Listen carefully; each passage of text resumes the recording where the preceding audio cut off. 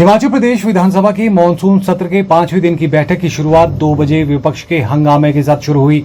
विपक्ष प्रश्नकाल शुरू होने से पहले व्यवस्था का प्रश्न उठाते हुए प्रश्नकाल की कार्रवाई में गतिरोध पैदा करने का प्रयास करता रहा।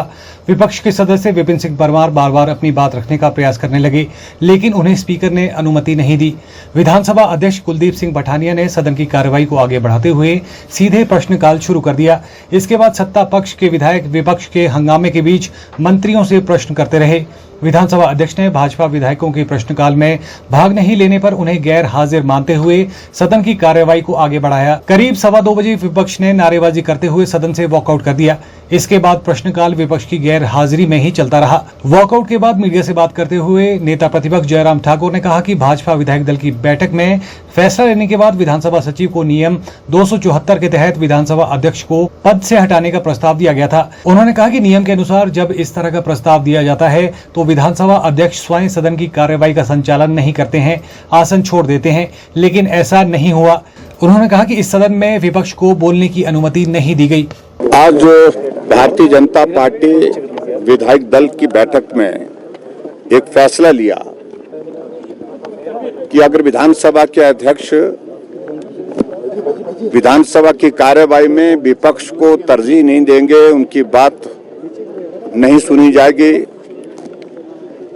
ऐसी सूरत में जो पिछले दिनों जो घटनाक्रम घटित हुआ है हिमाचल प्रदेश में, उसका भी जिक्र करते हुए, जिसमें स्पीकर ने विधानसभा के अंदर भी बहुत कुछ बोला, विधानसभा के बाहर मीडिया में बहुत कुछ बोला,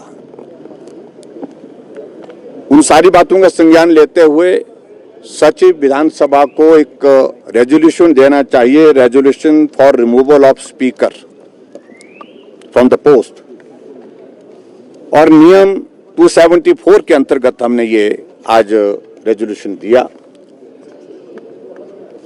और नियम के मुताबिक जब इस प्रकार का प्रस्ताव दिया जाता है तो विधानसभा का अध्यक्ष स्वतः ही कार्यवाही का संचालन नहीं करता है, वह तुरंत आसन छोड़ देते हैं। लेकिन यहां अलग तरह की परिस्थिति है।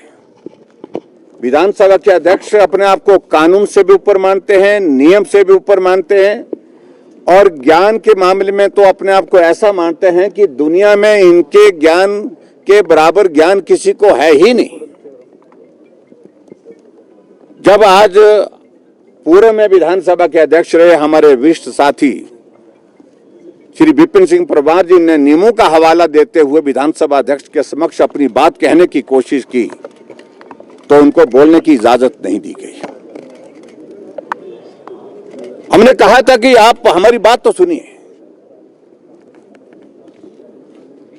और हो सकता है अगर बात सुनते तो बातों को ठीक करने की गुंजाइश निकल जाती।